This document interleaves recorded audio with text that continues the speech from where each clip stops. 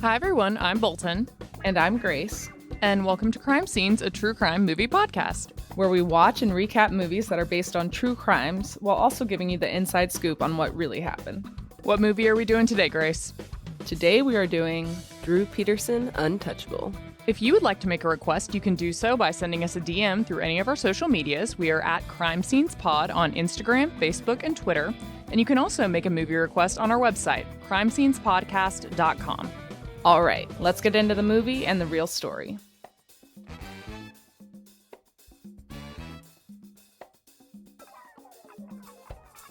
Before we get into the details of today's movie, we just wanted to talk about the fact that Alan C. Logan, the author of the book that we used extensively as a source in our episode about Catch Me If You Can, wrote to us. Yeah. And we both about died. It was super exciting. He basically just said that somehow he happened to hear the episode and he liked it. And apparently Paula Parks or some of her family heard some of it as well. And they seem to like it too. And this is not him like endorsing the entire podcast. I should probably make that clear.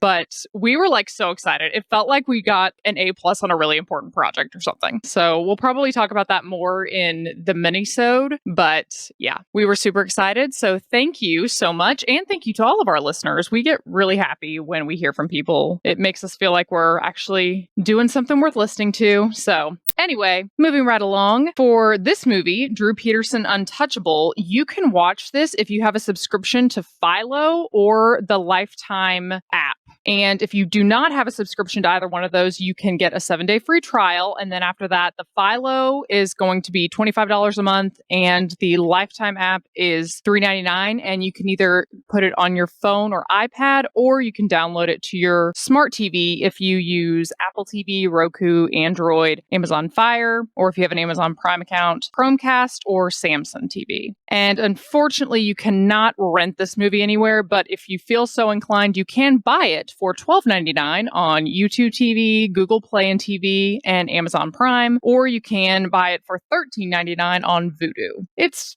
pretty entertaining, but we'll get to the fact that it's not necessarily realistic in a few ways in a second, so it might be worth buying. I definitely bought it, so it's fine.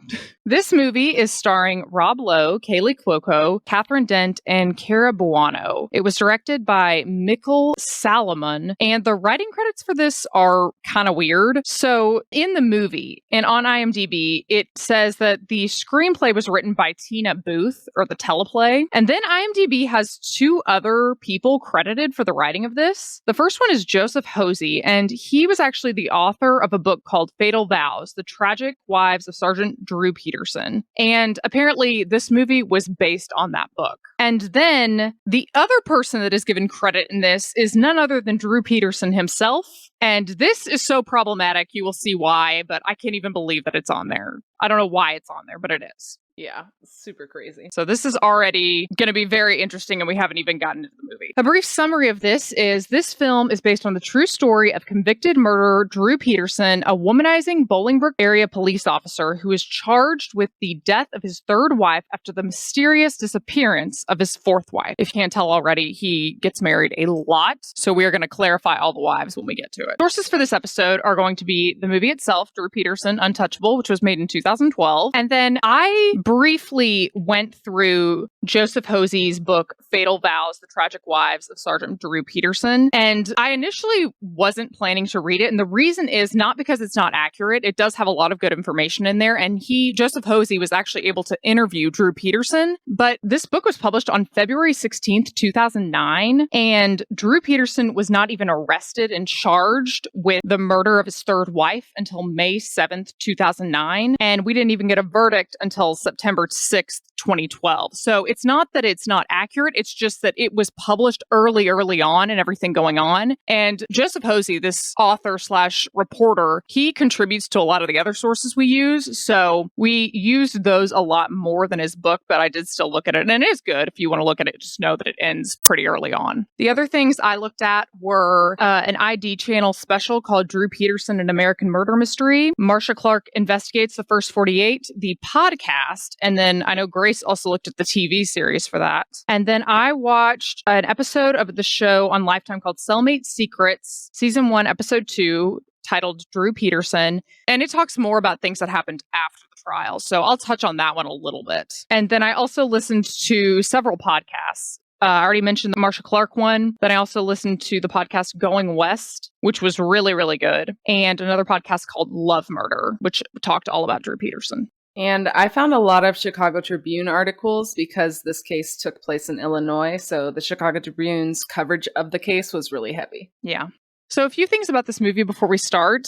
Kind of like the book that it's based on, Fatal Vows, this movie ends way earlier than the ending results of Drew Peterson's trial. This is kind of a spoiler alert, but honestly, there's so many things that happen in this case. It's not really. Drew Peterson is going to go on trial for the death of his third wife, Kathleen Savio. And by the time this movie aired on January 21st, 2012, he had not gone to that trial yet. So I'm going to talk about things that were revealed in the trial that obviously not everything was known at the time we see it in the movie, but it's just going to give more context as to everything that was going on as it was happening. So we're kind of looking at it in real time. The movie does go back and forth, kind of gradually revealing more information. I'm going to do my best to not make it confusing. Particularly at the end, we see a lot of things coming out of the woodwork. So we're going to try our best to make sure everything makes sense. The other thing about this movie is it is our first Lifetime movie. I love a Lifetime movie. I can't resist it. I do too, but here's the thing. If you've not seen a Lifetime movie before, it is an acquired taste.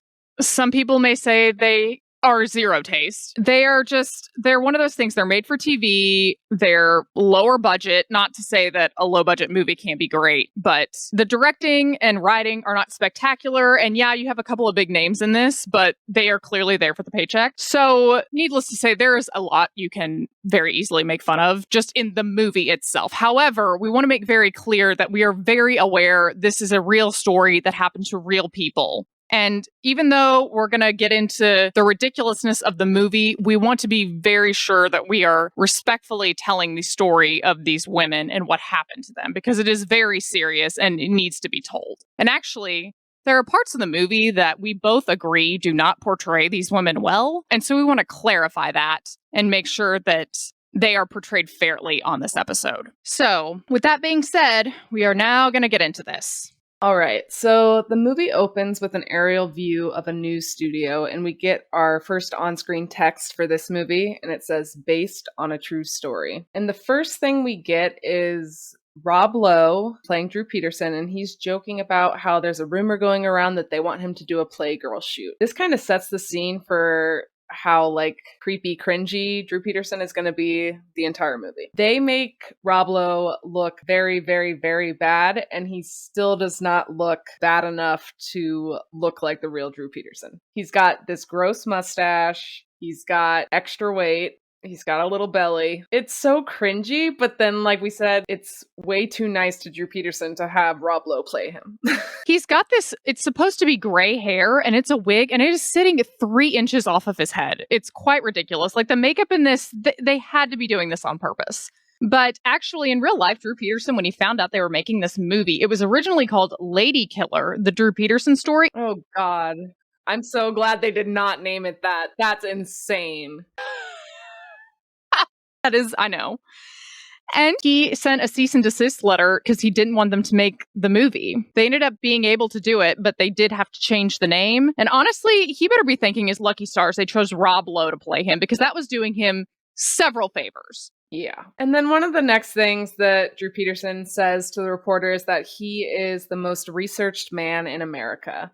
And to me, this really gives us this idea that Drew Peterson has a grandiose sense of self. He doesn't seem to equate that the research people are doing about him is because he's bad and he's scary and he's doing horrible things. It's more like everybody's so interested in me. And he also thinks all the ladies think he's hot, which I'm like, I don't know how he gets this sense of confidence, but somehow he does. But so the reporter asks him what's so great about marriage, because they're talking about how he has been married multiple times, and he says honeymoons. but the honeymoons never last long enough. And that's one of our first foreshadowing moments in this movie. And in the movie, they're going to jump back and forth between this interview scene and the actual storyline as it plays out. For clarity in this episode, we're not going to come back to this interview. It doesn't really add a whole lot. It's really just part of telling the story. So we're going to go back in time now and actually tell the story up until this part where he's giving the media interview. I also couldn't find if this was based on a specific interview that Drew did, but he did a lot of media interviews before he was arrested. So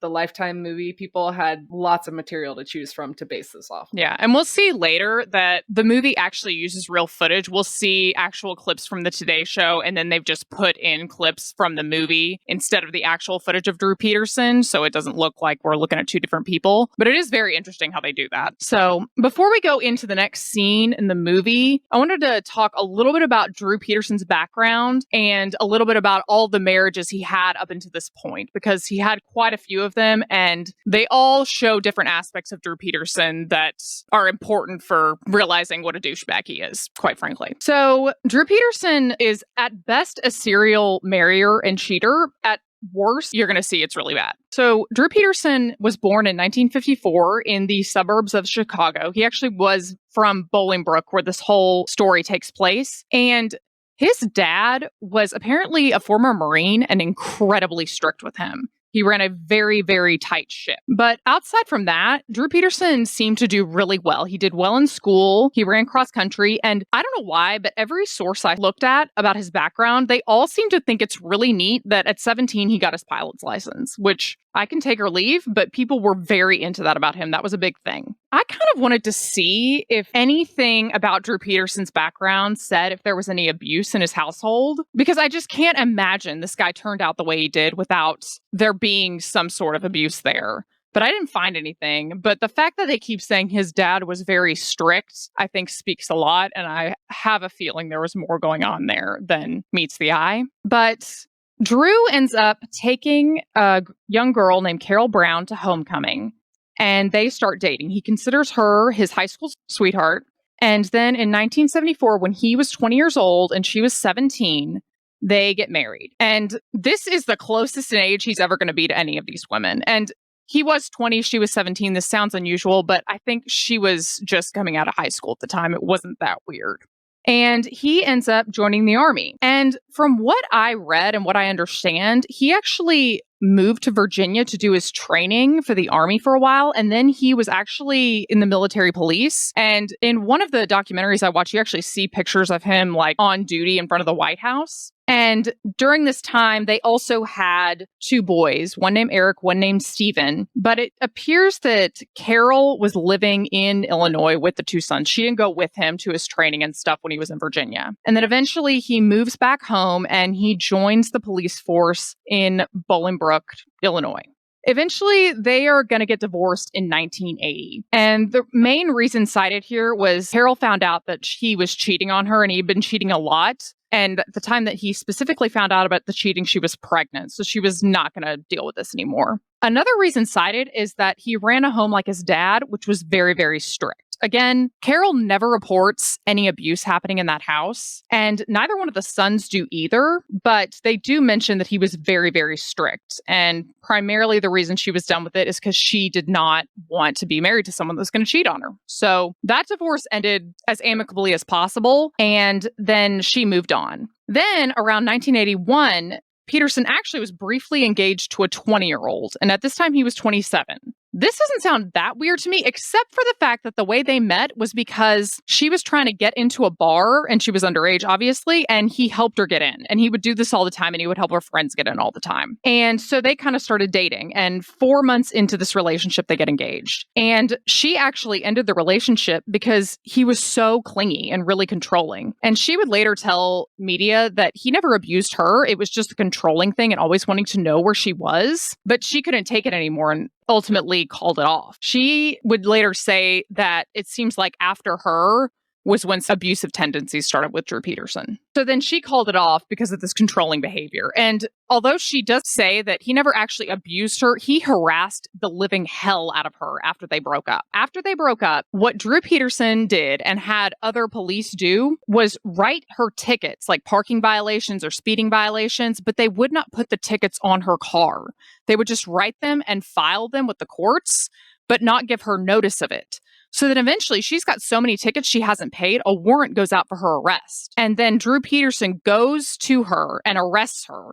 So she has to go to jail for all these tickets because if you don't pay them, eventually you're going to get a warrant. And so she had to go to jail. And so this is like where we go from him being controlling or just be having a strict household to being kind of possessive and also harassing. And it's only going to get worse from here. After this, we move on to him meeting and marrying 23-year-old Vicky Connolly in 1982. At this time, he's around 28. And Vicky actually had a daughter named Lisa from a previous marriage. And their marriage started off pretty good. They actually ran or managed a bar together. They didn't own it, but they ran it. And they were married for 10 years. But later, the daughter Lisa, his stepdaughter, would say that this marriage was not good. And actually, Vicky has never talked to the media about Drew Peterson because she's too scared. So the former stepdaughter would later tell the media in November of 2007, and she wouldn't show her face while she did this, that Drew Peterson would practice extreme punishments with both of them if they did something wrong, and that Lisa, not only was her mother abused, but Lisa was abused. He would hit her with a belt if she did things wrong as a punishment. And then the thing that kind of broke the camel's back for Vicky Connolly was that at one point he put a gun to her head and said he could make her murder look like an accident. And then she couldn't take it anymore. She wanted out. In addition to this, Drew was also still cheating on her. One of the women that he began dating while he was still married to Vicky Connolly was 28-year-old Kathleen Savio. And we'll get into Kathleen's background later, but just a little backstory as to how they met was they went on a blind date. And Drew was extremely charming to both Kathleen and her family. He actually like went all in this relationship extremely early on, which in one way was very flattering to Kathleen, but in another way, and I think in hindsight, was very creepy. He said, "I love you" to her on their first date. He always wanted to know where she was and who she was with. And I think the thing that made this better for Kathleen was she appreciated the fact that he was very stable. And this is kind of weird, but she kind of thought of him as a bad boy because he was a cop, which sounds like the opposite. But apparently at one point he worked undercover for a narcotics task force and she thought this was kind of cool. So that's sort of what she's referring to. I mention this only because that is going to come back and be important later. And he did tell her that he was married, but he did that thing where he said to her that the marriage was not in a good place and they were in the process of separating. And she believed him. And I guess that said a lot with these things, but I feel like I don't know. I feel like you got to be like, come talk to me when you're actually divorced, because I feel like this never ends well when people say that. Yeah, I feel like that's the classic line. And he's going to say that again later. But ultimately, they would date for 6 months while Drew was still married to Vicky Connolly. So his divorce finalized on February 18th, 1992, and then Drew and Kathleen married about 2 months later on May 3rd, 1992. So that's kind of the point that we are at when the movie starts. And now I'm going to get into the next scene. But we've now seen that Drew loves being married. He loves to cheat on the people he's married to. And he has gradually become more and more abusive. So in this next scene, which is basically the second scene in the movie, we see a little boy bursting into a room. And there is clearly a mom and a dad in bed, and the mom is like moaning, like they're having sex, and he has just run into the room. And the mom freaks out. And the dad, who is Drew Peterson, he kind of laughs and is like, "I told you to lock the door. They're going to hear us." So then she tells the kid to go outside, and the kid is basically saying that the brother is causing trouble. And Drew just stands up, like stark naked with a heart on in front of this kid. His dick is eye level to this child's eyes. And Kathleen, his wife, is like, "Oh, Drew, that's not appropriate. I would be freaking the fuck out." Also, some attorney out there is not going to agree with me, and I kind of see their point. But I feel like this is arguably indecency with a child. Because he's exposing himself, and he clearly makes it seem like it's for his own gratification, because he turns and looks at his wife and goes, "Well, he needs to know why they call me Big Daddy." That's another thing in this movie. He will call himself Big Daddy throughout the entire thing. I didn't find anything saying that he actually did that, but they really want to hit over the head that Drew Peterson thinks very highly of himself. So it works. This scene is so gross. I know. Then after that, I don't okay, from the very beginning, I hate how they portray Kathleen Savio. I do not think that the way they show her is accurate at all. They do this thing after the kid leaves and Drew has covered himself up and she's like, kind of making fun of him, saying, have you been in a locker room recently? Like he's not as great as he thinks he is. And he quote unquote threatens to not come back to her after he's dealt with the kids. And Kathleen kind of puts on this pouty face like, oh, I was just teasing. Please come back. Like she absolutely needs him. She cannot live without Drew Peterson's dick. And number one, I highly doubt that's the way Kathleen Peterson was hearing about her.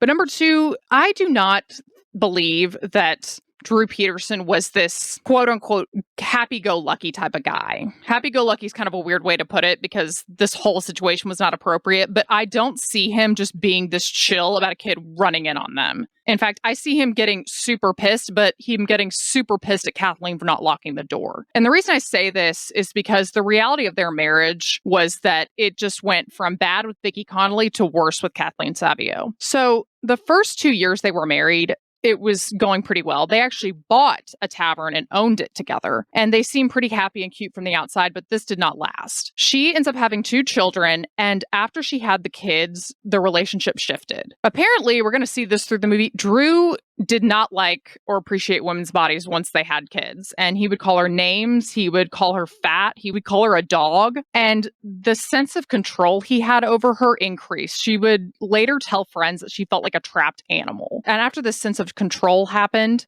was when abuse against Kathleen started. And I'm going to reveal that more and more as we go through the movie. And the reality is a lot of people who knew Kathleen weren't aware of this abuse, and a lot of neighbors weren't aware because Drew was so good at manipulating them and hiding this. And the next scene that we go to right after this bedroom scene is Drew in his cop car with his partner, and he's actually just recounting the scene that we just saw.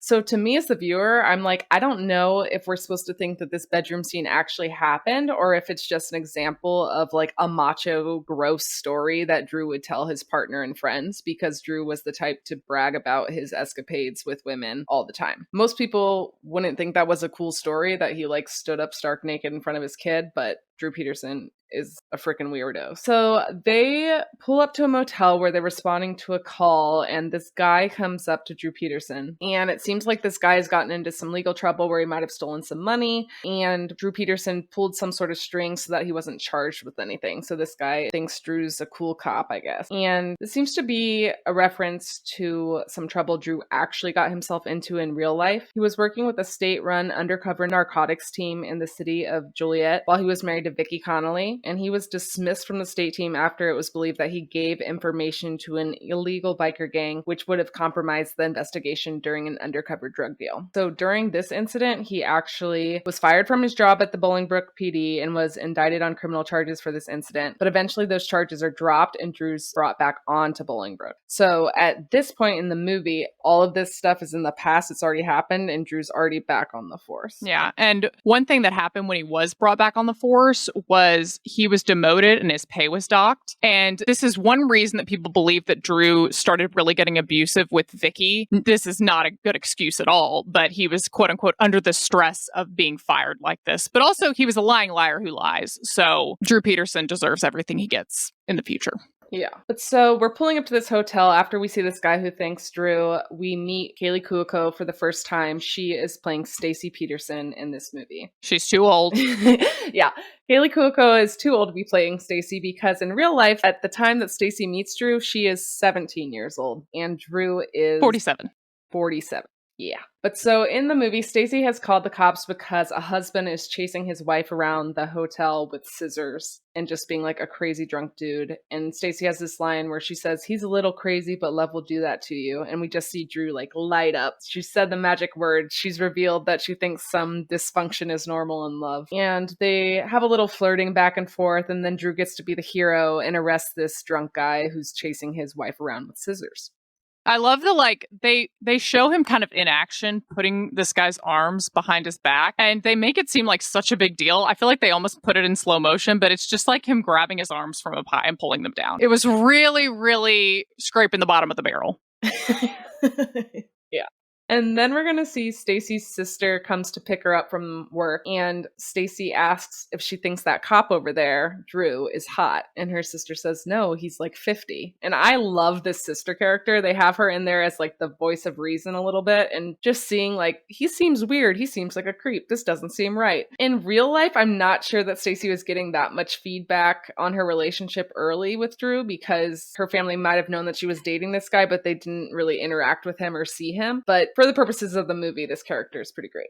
Yeah, and she's based on Stacy's real half-sister, whose name was Teena Ryan. And at the time that she met Drew Peterson, she was actually living with her, and she was acting as Stacy's guardian. And I'm not going to lie, when I first was looking up stuff about the story, I was kind of thinking, number one, Drew Peterson is just gross, but also I was kind of just thinking, if I was 17 and a man that old was coming at me, I would probably be freaked out a little bit. But I mean, obviously Stacy is not, and I think it's important to talk about her background because that really, really explains why she would be attracted to Drew Peterson and why she would want to marry him, despite their age difference. So Stacy Kales was the third child born to Christy and Anthony Kales on January 20th, 1984.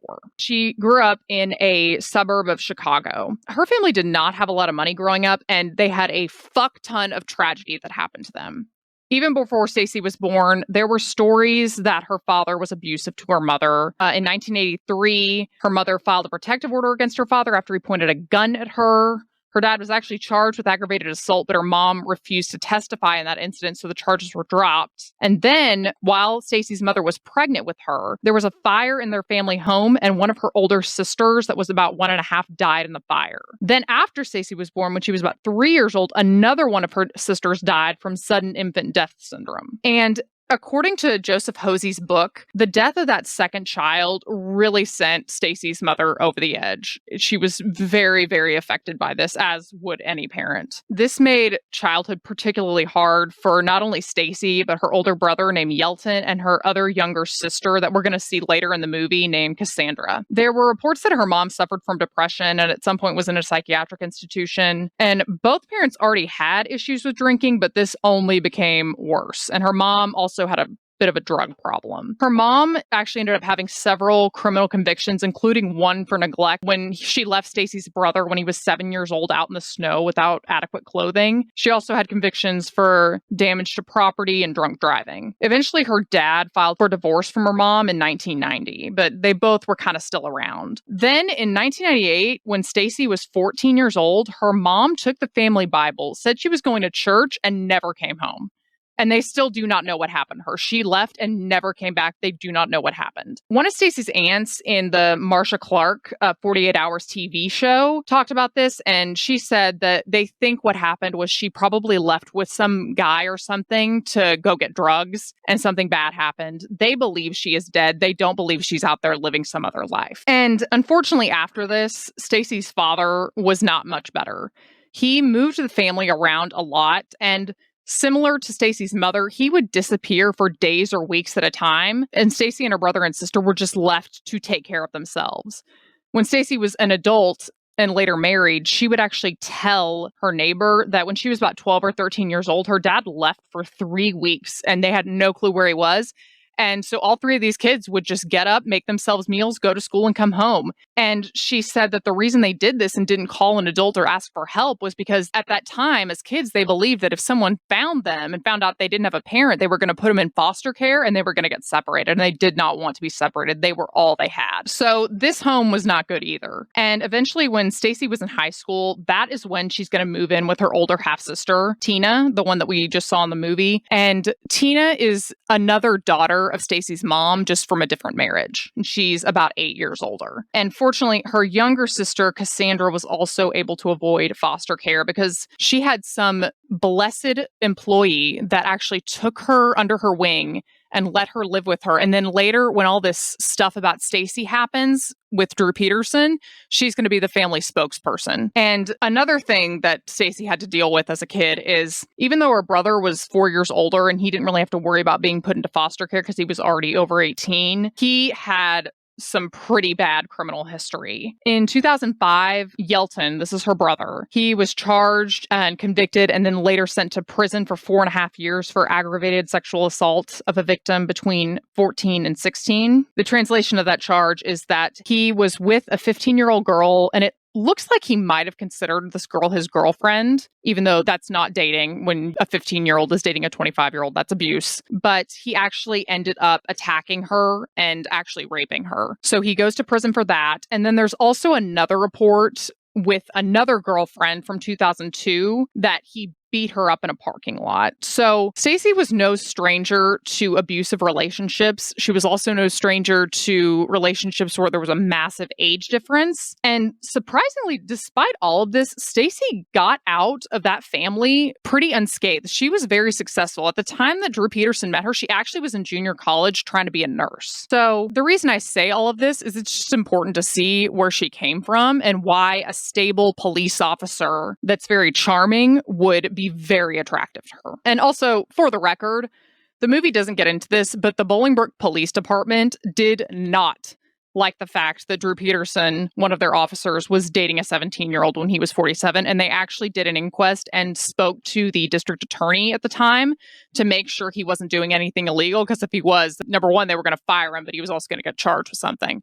And first of all, the age of consent was 17, and the only exception to that was if the older person in this relationship was some form of authority. And specifically, the law was written saying this because they didn't want teachers or counselors or coaches dating their students. Because a lot of people say you would think a cop would be a form of authority, but I'm pretty sure what happened is when they went to the DA to consult about this, the DA looked up case law, and that didn't fall under the purview. So he was free to date her, unfortunately. So then after Drew Peterson meets Stacy for the first time, we go back to Drew and Kathleen's house. And we see that Kathleen is in the kitchen with her 2 kids and her sister. And it looks like she and Drew are getting ready to leave for a police department party of some kind. And Kathleen is telling the kids, all right, behave, make sure you go to bed on time, that type of thing that you say to your kids before you leave. And the sister's name in the movie is Sophia. Kathleen actually had 2 sisters that would speak on her behalf later. One was named Anna Marie and one was named Sue. And in the movie, Aunt Sophia says something like, don't worry, whatever your mom doesn't know won't hurt her. And Kathleen responds to this saying, yeah, I know you. You're going to have them watching scary movies. But even that beats going to this stupid party. Like, she clearly does not want to go to this police department party that Drew is taking her to. And right as she says that, Drew comes up behind her and very calmly says, then just don't go. Like, this scene is making Drew look like a mature adult and Kathleen looks like a bratty child, and it pisses me off. Then just after this, we see Kathleen stomping out the front door as they walk to the car to go to this party. And there's no other way to say it. She is just bitching and moaning at Drew Peterson. Again, pisses me off because this is not how Kathleen was. And I'm not sure if the movie is trying to portray the relationship from the perspective of Drew Peterson and all the interviews he did, since we started with an interview, or if on the flip side, they're trying to show that Kathleen was a strong woman and she was not going to leave this marriage without putting up a fight from him and not taking his bullshit. But it does not come off that way. It makes her look naggy and like a brat. And I don't appreciate it. The reality of Kathleen's situation was that her parents divorced when she was very young. She lived with her mom, and she had a very chaotic childhood as well. She got into some trouble when she was younger, and she ultimately dropped out of high school when she was 17. But then later, she ended up getting her GED and getting a place of her own to live and got an associate's in marketing. So she actually did, like Stacy, very well under the circumstances. It also explains why, also like Stacy, she would be attracted to Drew Peterson as a stable man that was a cop when they first got together. And actually, right before she ended up dating Drew Peterson, she was on and off dating another guy, another bookkeeper that she worked with. And it ended up not working out because he didn't want to get married. And her sisters have later said that if that relationship had worked out, this whole mess with Drew Peterson never would have happened. But she was pretty sad and broken from that relationship ending. So when Drew Peterson swept her off her feet, it was like there was no turning back. So I think that might be why they're portraying her in this manner, but it does not come off well. And the other thing, too, is that Kathleen was not in a situation where she would be mouthing off to him like that without some dangerous, violent repercussions. She would continually tell her family throughout the marriage that she was scared of him. It is true that she didn't actually call the police about any abuse until after they were in the process of getting divorced, but she does talk about it. And we know of at least one incident in their first year of marriage that Drew Peterson hit her head on the dining room table, and it ended up with her in the hospital. And then she would also later talk about how he would regularly restrain her, hold her down, knock her into walls, threaten to take her kids, leave marks all over her body. And he also would talk regularly about like punishment and teaching her a lesson. So I just don't think that she would react this way to something so small like going to a party without worrying about him potentially killing her.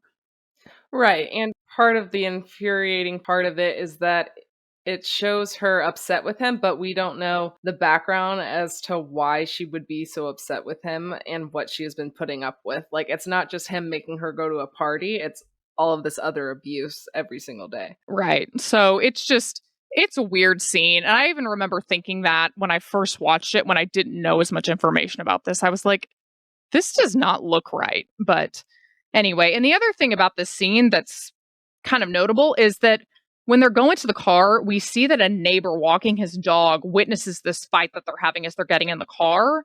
And we have Drew's first mention of women's menstrual cycles being the reason that they're crazy. This is number one. We're going to keep count. I hate it so much. I know. He frequently will blame this on any reason that a woman is mad. And the other thing, too, is this is actually kind of surprising, but no neighbors, even in trial, ever said that they witnessed abuse by Drew to Kathleen, which is actually very surprising, but it also is really telling to the fact that it is easier than you think to keep this stuff private and nobody notice. So after this, we get to this police station party, and this is the shittiest party I've ever seen. It is like in the break room at the police department. I don't know why they're doing this. I wouldn't want to go to this either. And we see that Drew is clearly flirting with another blonde, and Kathleen is pissed about it. And we do know that Kathleen had suspicions of him cheating, and there was one incident where she looked at his phone bill, and he had like a ton of calls to this one particular number. And she ended up figuring out that this number belonged to a girl named Heather, and she actually confronted him about it. After she did that, this woman disappeared. But the thing about this is Drew was a little bit better about hiding his infidelity to her, so she wasn't seeing it directly like she is in this scene. The other thing you'll notice in this is that Kathleen appears drunk. She's drinking when she's seeing Drew flirting, and then we go into this other scene where Drew is giving her a tour of the police department, and they're over in the area where there are jail cells they've apparently just redone, and she's kind of staggering with the way she walks, and she's holding a glass of wine. And this, I think, is a call to the fact that any time Kathleen tried to call one of her sisters to say that Drew had been hitting her, he would grab the phone and tell the sisters, oh, she's just drunk, she's been drinking. He would regularly accuse Kathleen of having a drinking problem and then hang up the phone. So she was never able to get a hold of them when he was actually doing stuff to her. And then they walk into the cell, and Drew Peterson makes a joke about having sex in the cell, and she's like, oh, I would rather catch lice, which is fair. And he literally locks her in the cell, and he won't let her out until this other cop that is with them on this tour is like, Drew, we don't want the captain to find out about this. And I never found anything saying that he held her in a cell like this, but there are other accounts where, as the prosecutors would describe it, he held her hostage. We know of one incident where Kathleen was walking down the stairs with some laundry, and Drew appeared out of nowhere in his full uniform, and he took the laundry basket from her, held her down on the stairs with a knife to her neck, and would not let her leave for several hours. Also, one of her sisters told the media that there was an incident where Drew took her down to the basement in the house, another thing that will be important, and he, quote, was doing things to her, unquote, against her will. The sister doesn't go into describe what those things were, but you can imagine. So I feel like this is kind of a scene that, number one, it's just showing how he can control her. But number two, in a less violent way so that it can be on TV, show that he literally has held her against her will before. After the cop kind of breaks this up, we see Kathleen break her glass and she kind of spazzes out. And then she looks at Drew and says, "Do you know how much I hate you sometime?" Which is interesting because the person typically yelling or saying just like horrible things to the other person was actually Drew Peterson. During this hostage incident on the stairs, when he had the knife to her neck, he actually said to her, "Why don't you just die?" And he would regularly call her and tell her that he was coming over to quote unquote deal with her. So if anybody was saying shit like this, it was Drew, not Kathleen. And then straight from this scene, we're going to see Drew Peterson on his motorcycle off to pick up Stacy. And like we said, you have to make fun of the Lifetime movie story elements sometimes. It brings levity to this anyways. I cracked up with the classic trope of hot girl can't resist man on motorcycle. No matter what the man on the motorcycle looks like, it's just irresistible. So sure enough, Stacy jumps straight on. And they end up at a private airplane hangar, and we find out that Drew owns his own plane. He talks about how well he's doing financially, talks about how he owns a little bar. And this just goes back to why he might be appealing to Stacy. Not just that he had money, but that he represented this stable life and he seems like he could provide for her. One thing that he's not going to bring up is that Kathleen owns half of everything that Drew owns at this point. Pretty much everything he has is community property that they've gotten during their marriage. But Drew and Stacy are going to start making out, and this is where he's going to stop for a second and say that he's technically still married. And Stacy sort of pauses for a second, but then decides that it's fine. We don't know how this was actually related to Stacy in real life, but like we said, he seems like a stable person. It seems like he is very interested in her. And at this point, Stacy's living with her sister and her sister's husband, and she really wants to get out on her own and have her own life. Yeah. For the record, Drew Peterson did have a motorcycle, but more importantly, there's a scene where they have clearly put it in slow-mo with Kaley Cuoco and Rob Lowe, and Kaley Cuoco does not realize they're in slow-mo because she's got her mouth closed, and it literally looks like she is biting down into a lemon in this moment where they have her like waving her hair in the air. But anyway, moving right along. We get back to Drew and Kathleen's house, and we once again see Kathleen losing her shit. He walks in and apparently he is late from coming home from work and she throws a bowl at him. And I don't even really want to get into this scene too much because it's just another way that they're showing Kathleen look crazy when I don't think it's fair or accurate.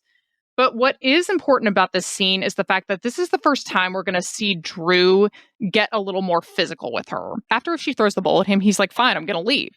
So he starts walking out the front door, and Kathleen comes up behind him and she's hitting him on the back. Basically, she's mad because she's really suspicious that he's cheating at this point. And he turns around and grabs her and pushes her. So we see this thing. And then the other thing we see is that not only does he get physical with her, but there's a kid on the staircase and he sees this happen. And he actually yells at them, "Stop fighting." And Drew looks at him and says, "Your mom's being crazy," before he walks out the door. So I think it's just important to notice that Drew is getting physical with her at this point because we haven't seen that yet at this point in the movie. Yeah. And from there, we go to Drew buying Stacy a car. He's giving her the keys and telling her that it's hers. And Stacy's reaction is to say, "This is way too much. This is too much of a gift." And Drew says that it's okay for you to let me take care of you. And he says, "I just want to make your life perfect." And during the time they were dating, Drew really did dote on Stacy hand and foot. He got her a job with the city of Bolingbrook, so she didn't have to work at the hotel anymore. And he really was taking care of her and making her think that she could have a comfortable, stable life with him. In the next scene, Stacy's telling her sisters about how he bought her a car and how this proves that he's going to leave his wife. And one of the sisters says, "Or it just proves that his wife is stupid and doesn't realize that he's seeing someone else," that's my favorite character, is this sister who's the voice of reason, but Teena. Yeah, Teena. But Stacy's not really hearing it. You know, she's excited about this relationship at this point. And kind of building on this excitement, we get this scene where Drew sneaks Stacy into his home with Kathleen. So it's Kathleen and Drew's home, and Drew's going to sneak Stacy down into the basement. And we kind of see Stacy a little hesitant, but she's also a little excited. And he says that it's better than the backseat of a car. And reports say that this is true. Drew would sleep in the basement and he would sneak Stacy in. Bolton and I kind of talked about this. When you're a 17-year-old, it's normal for your boyfriend to sneak you into a basement. but not when you're 47 years old. Is it normal for your boyfriend to sneak you into a basement? So that's part of the disconnect here, is really just the age, I think, is that she was young and excited about this relationship. She's immature at this point, and he's totally taking advantage of that. Yeah. So after this, we see Drew coming home, and Kathleen is there, and she appears very upset. And she reveals to Drew that she has received an anonymous letter that is telling her that Drew is cheating on her. And it says that everyone knows but her. So, and if she doesn't realize this, then her head is completely in the sand. And it actually identifies Stacy as the person that Drew is cheating with. And the letter also explains that Stacy works for the city of Bolingbrook. And the movie doesn't get into this, but Drew actually, among other things, got her a job at the city of Bolingbrook. We never find out who wrote this thing. The important thing is that she got it, and it actually was real. Drew is going to leave the house at this point, and he's going to go and confront Stacy to see if she was the one that wrote this note. We don't know if he actually did this, but some information in this scene that we do find out is that Kathleen is throwing Drew out of the house. She's kicking him out. She is done with him. And the other thing is Stacy reveals to Drew that she is pregnant and she's keeping the baby. And Drew is actually happy about this. And he says that he's going to get her a place and that they're going to move in together and this is going to be great. And kind of. The problem with this is Drew does buy a house for them, but he buys it down the freaking street, like a few houses away from Kathleen. And he claims he does this so he can be close to his kids. But the reality is he does this to absolutely terrorize Kathleen. And we actually see this in the next scene when the cops have been called over to Kathleen and Drew's house that Drew is no longer living in. And Drew is telling the cops, oh, I just came here to pick up a few things. But Kathleen is insistent, no, he broke in here and I want him arrested. And the officer says, you know, I'm not going to do that, Kathleen. And this is actually pretty accurate to how the police reacted to the reports that Kathleen made. And she made a lot of them. During the time that they were going through this divorce, which was about a year, she called the cops 18 times and they never arrested Drew. And it's interesting to see what they would write in the reports. They would say things like there was a mutual argument between the two of them. They would usually try and say that we didn't arrest anybody because Drew agreed to go home. And for the record, at least in the state where I'm licensed, you can't do that. If a cop has probable cause that there was some sort of domestic violence that took place, you can't just say, okay, you guys separate, you go home, and we'll be done with this. You have to arrest someone because like in this situation, they can always come back. And he does come back several times. There were always issues when they were having to exchange the kids for custody. Kathleen actually had custody, but Drew had visitation. And probably the worst thing in all of this is Drew encouraged Stacy to get involved in all this. And that's not really shown in the movie, but she would regularly rollerblade by and cause problems to the point that I believe in part of their custody exchanges, it was said that Stacy was not allowed to be there when Drew did this with Kathleen. And that being said, if Drew ever called the cops on Kathleen, or if Drew wanted Kathleen arrested, the cops were very quick to act. And there was at least one incident where they did arrest her and she got charged with battery. Right after we see the cop leaving Kathleen's house, after Drew has apparently broken in, we get a scene of Drew and Stacy moving into their new house that is just down the street. And Kathleen comes by and she's giving Drew documents for their divorce. And they explain in the movie that they're going to do a bifurcated divorce. And essentially what that means is that there's several parts to a divorce. And normally, even though they're all different things, you finish them out all at the same time. So there's actual ending of the divorce. There's dealing with the kids and who gets custody of the kids, and then there's dealing with all the property. What Kathleen and her lawyer have agreed to do with Drew is to end the divorce first so that they are no longer married, so that Drew can now marry Stacy, who has had one baby and is about to be pregnant with the next one. And then they will continue finishing out all of the property assets from then on, even though Drew is now married to Stacy. In this scene, we see some like hostility between Kathleen and Stacy, but the thing is, like I said earlier, this was much, much worse. There was one incident where Drew was dropping off the kids after he had them for visitation, and Stacy was in the car with him. And when Drew drops the kids off, Kathleen gets mad because Stacy is there and she's not supposed to be. She comes out of her house and Drew is holding a camera. And while Drew is holding the camera, Stacy comes up to Kathleen and they start physically fighting. Then at some point, Drew gives the camera to Stacy, and Drew actually starts physically fighting with Kathleen. And at one point, he almost pushes her down, but then Kathleen hits him. And this is the incident where Drew calls the cops and he says that he wants Kathleen arrested for battery, and they do arrest her. And the DA at the time actually tried to give Kathleen probation and a plea deal, but Kathleen was like, fuck you, I'm not doing that. And she actually went to trial and got acquitted. So this is expunged from her record. But this also shows when violence is going on, how easy it is for someone to get arrested that's actually a victim. But anyway, moving on from that, we are now at Drew and Stacy's wedding. Yeah. So we're at the house and we see that the baby has been born, and Stacy is telling her sisters that she finally has the family that she always wanted. And one of her sisters kind of butts in, oh, you have the money and the stuff you've always wanted. And Stacy's quick to correct her and let her know that Kathleen's getting half of everything in the divorce. So Drew could stay with Kathleen and have all of his money and all of his things, but he's leaving Kathleen to be with Stacy and their child, which to Stacy means a whole lot. And we get another really cringy Lifetime scene as Stacy is walking down the aisle. Oh God, I hate this.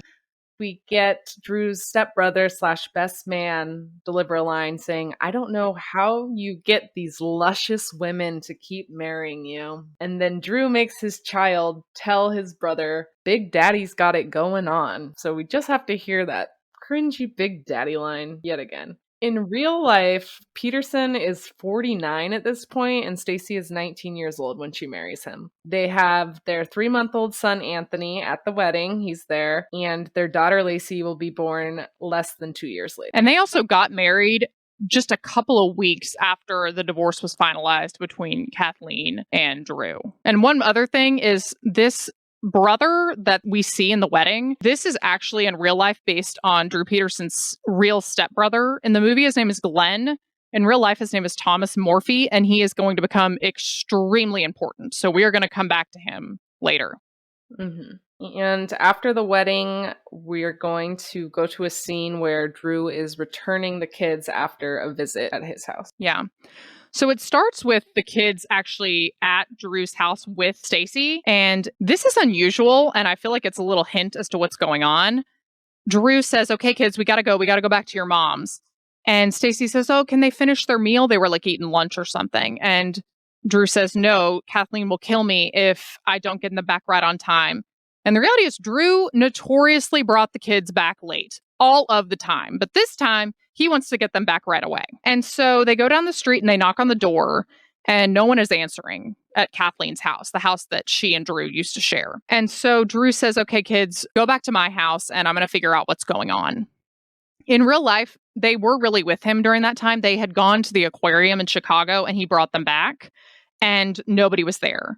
The date that this all happened was February 29th, 2004. After Drew sends the kids back to his house, he quote unquote starts trying to figure out what's going on. He actually will call one of the neighbors that he knows that Kathleen is friends with. Her name is Mary Pontarelli, and ask if this neighbor has seen Kathleen, and she says no. Then he goes and he gets a locksmith to actually unlock the door at this house, which surprised me that the locksmith did it because I was thinking, that's not his house. I don't think you can do that, but he does. And then Drew goes back to this neighbor, Mary Pontarelli, along with another neighbor named Steve Casarano, and he asked them both to go into the house instead of him. Now, in the movie, we're just going to see Steve Casarano go into the house. But in real life, there were actually two people. And when they ask him why he's not going to go in the house with him, both in real life and in the movie, he says that he knows Kathleen will say that he broke in or something if he goes in there. So he doesn't want to go in until they look first. So Steve and Mary go upstairs as they're looking around. This is the same in the movie. They go into the bathroom, and in the bathroom, they find Kathleen Savio in an empty bathtub, naked, and she is dead. And Mary was actually very good friends with Kathleen, and she screams. In the movie, Steve just kind of yells for Drew to come upstairs, but the thing that really got Drew upstairs was when Mary screamed. He runs up there, and both in the movie and real life, Drew is going to go up to the body and feel for a pulse, and there's not going to be one. And this is when the police are called. And the thing that happens when the police are called, and they don't show this so much in the movie, but the guy that came to assess this whole scene, he had never been at a homicide or death scene before. And so he was kind of just going with what the criminal technician said about the whole scene. And what this person said to him was that, oh, this looks like an accident. It looks like a slip and fall accident. So he was just assuming that that was what happened the entire time. So during the time that they are assessing what's happened and looking at Kathleen's body, they do not block off the scene to the bathroom. People are walking around wherever they want in this bathroom, including Drew Peterson. They do not take inventory of certain things that they normally would in a homicide investigation. And they completely miss things that are very obvious. For example, there was a giant gash on the back of Kathleen Peterson's head and blood was dripping down her body. And according to some people that were at this scene, they didn't even look to see where that blood was coming from. It was only noticed later when she was getting an autopsy done. And ultimately, what they're going to determine happened in this situation is that they think Kathleen was trying to take a bath and that she slipped and fell. And at the time, the bathtub was full of water and she drowned because she was knocked out. And then slowly, there was not a good blockage in the bathtub. The water drains out. So that's what they think happened. A couple things that they also don't mention in the movie, but that came up in trial later, is that Mary, her friend, noticed that there was no towel or robe or anything like that around the bathtub, and Kathleen still had all of her jewelry on. And in the movie, it's going to go to the next scene where Drew and Stacy are actually walking into the police station, and they are stopped by a reporter. And this reporter introduced himself as Joseph Hosey. So he is actually based on the author of this book, Fatal Vows, that the movie is kind of based off of. And we'll see him here and again throughout the movie because he actually did interview Drew Peterson several times. In real life, Stacy's going to get interviewed, and the interview that she actually did at the home of Kathleen and Drew while they were assessing the accident. And what happened in real life was that this lead investigator starts to interview her, and just as he starts, Drew Peterson comes into the room and he says, "You mind if I sit with my wife? She seems very distraught." And as kind of a professional courtesy, this investigator says, "Yeah, okay, that's fine." So big problem because she is not interviewed alone. The entire time she is talking, Drew is sitting with her. He's got his hand on her shoulder and her knee. It's reported that he is like finishing her sentences for her. So this wasn't an individual interview given by Stacy. This is basically Drew and Stacy having an interview together, which you never do. The other thing that the movie doesn't talk about is that there actually was an inquest about this, and a grand jury was put together about it to see if this possibly was a homicide. And Stacy actually testified at that as well, saying the same things that she said in this interview with this detective, with Drew sitting next to her. And what Stacy said is that basically Drew had been with her all night. He had never left at any point. So she was his alibi. We see this same thing happening in the movie when they go to the police station. She seems a little nervous at first, but then the officer says, "Oh, don't worry. There's no need to be nervous. We are pretty sure this is an accidental drowning." And after he says that, she's like, "Oh, okay." And then she goes ahead and says the alibi. She also mentions at this point that she is pregnant with their second kid. So Stacy has now given Drew an alibi. And at this point, Kathleen's death is ruled an accident. And from there, we're going to go to a scene where Stacy and Drew have some new neighbors moving in next door. At this point, like you said, Stacy's pregnant again. And we see that Kathleen and Drew's boys are now living with Stacy and Drew. And Stacy wants to go over and say hi to the new neighbor. She wants everybody to come with her. And Drew doesn't want to go, and he doesn't want her leaving the house. And he has this line where he says, "It used to be a man could keep his woman pregnant in the house." So we can see that his controlling nature is really starting to come out with Stacy at this point. And Stacy says, "Fine, if you're not going to come, I'll just go by myself." And she goes over, and she's walking around the neighborhood with this neighbor named Karen. The neighbor in real life is named Sharon Bukowski. And in real life, they also become fast friends like we see in the movie. In the movie, Stacy's giving her directions to how to get to the market, kind of just starts word vomiting, like, "I'm legally adopting the boys." She points out Kathleen's house. She tells her Drew used to sneak her into the basement when they were first seeing each other. And the neighbor's telling her, like, that's not right, Stacy. And Stacy starts to defend him, but then says, I guess it really wasn't right. And to me, this is starting to clue us into the fact that, one, Stacy doesn't have a lot of people to talk to. So when she meets this neighbor and the neighbor is happy to listen, happy to be her friend, Stacy kind of grabs onto that. And Stacy starts to realize that what she has with Drew isn't great. From there, we're going to get a scene where Drew's in a cop car with his partner, and there's a guy who's arrested in the back, and he's saying, like, please don't take me in. My girl's pregnant. That's why I was stealing. I have to get money for the baby. And Drew starts talking about how pregnant women are big, fat, sweaty monsters. And he knows because Stacy's supposed to pop any day now. And this kind of clues us into, again, like we said, anytime a woman had a baby, to Drew, her body became disgusting. And this happened in each one of his relationships. And with Stacy, her family told investigators how Drew would abuse her verbally and criticize her so severely that she felt insecure about her looks, and she ended up having several plastic surgeries. She had a boob job, a tummy tuck, she got braces, laser hair removal, and LASIK. And at this point, Stacy's still very young. She's 21 years old at this point, and she's getting all of these plastic surgeries because Drew is criticizing her body so severely. And some of these things, they're not necessarily bad, but the point of it is, it wasn't really her choice. It was Drew telling her she needed to do these things. Right. But so back to the cop car.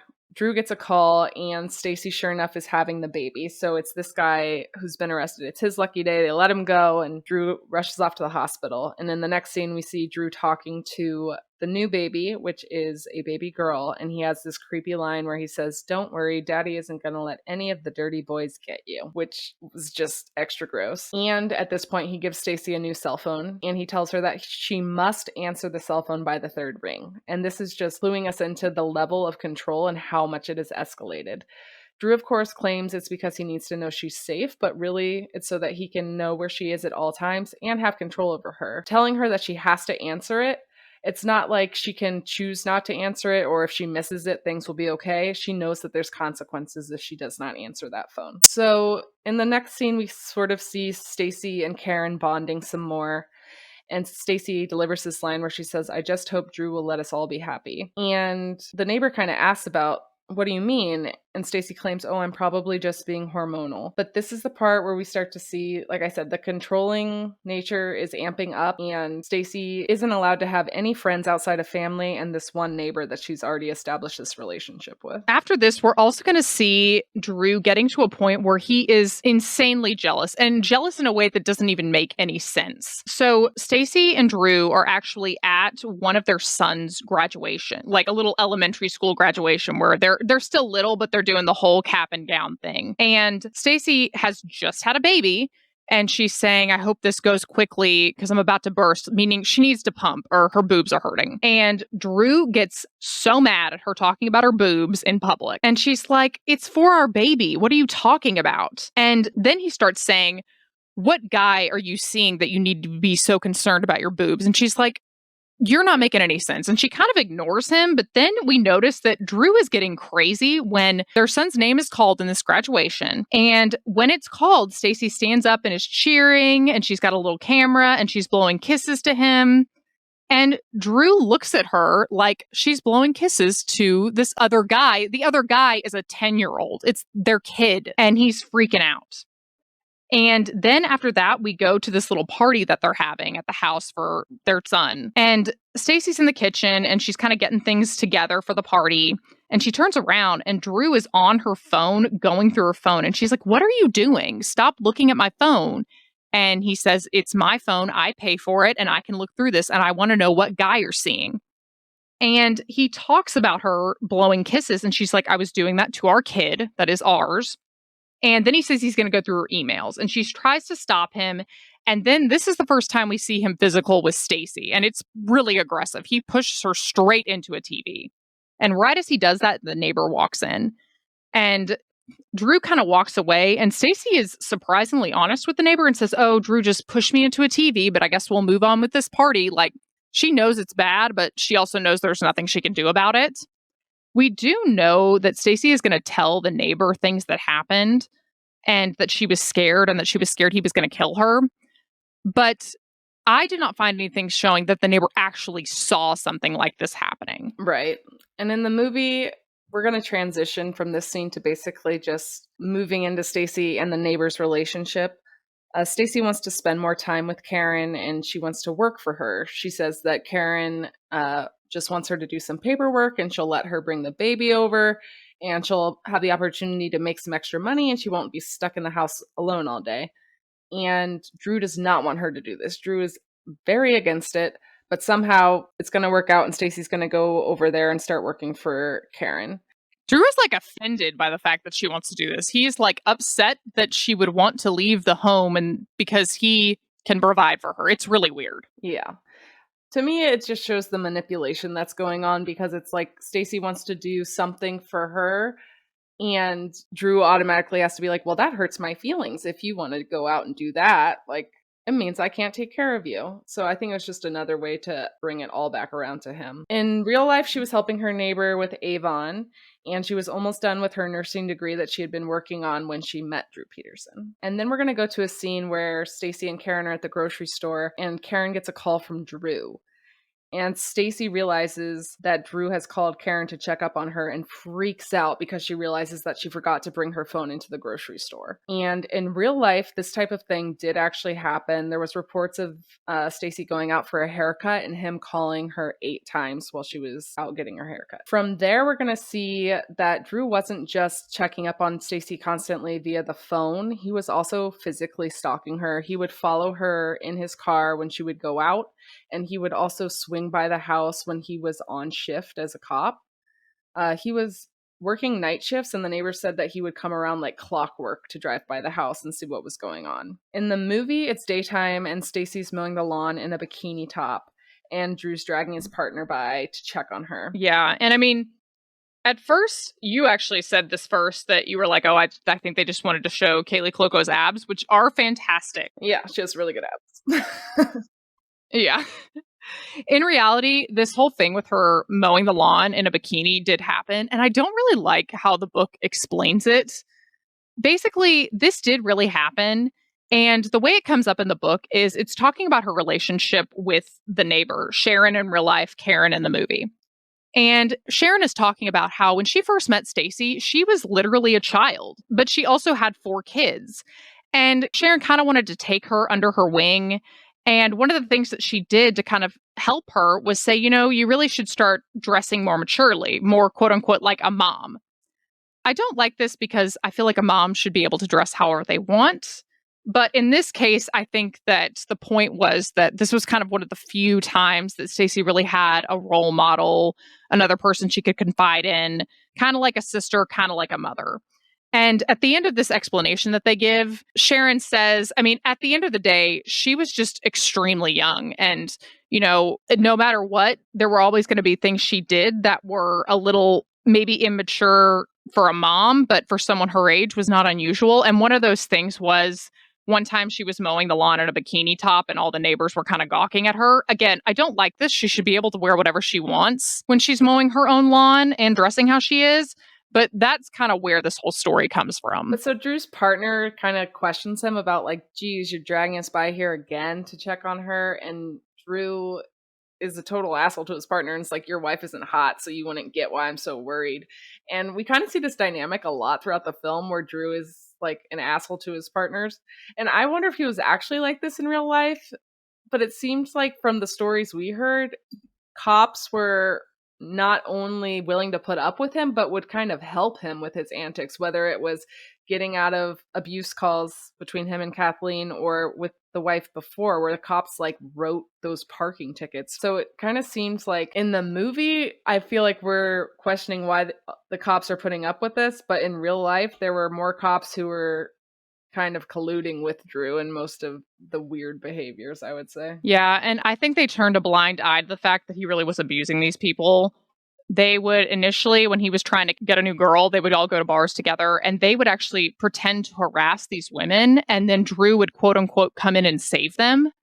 And like we mentioned earlier, they did the ticket thing. I think they thought it was all in good fun. I don't think a very skewed good fun and completely idiotic that they thought that, but That's what they were doing. I don't think they had this like moral quandary about it like we kind of see in the movie. From this scene, we're going to go to Stacy getting some really sad news. Yeah, so in the next scene, we see that Stacy has gotten a call and she learns that her sister, the half-sister that she lived with that acted as her guardian for a long time, her name is Lauren in the movie, it's Teena in real life, she has died of colon cancer. And this was true in real life. She died in 2006 of colon cancer. And while they're at the funeral, Stacy is very, very upset and she hugs the husband of her sister that has just died. Like they're all kind of trying to support each other. And Drew freaks out and then starts accusing her of sleeping with her sister's husband. And we see that this is where the physical abuse between Drew and Stacy is going to get extremely bad.